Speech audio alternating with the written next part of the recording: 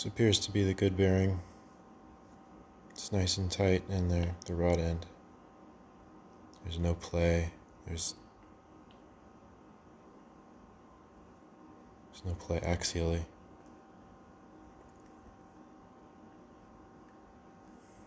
And this one,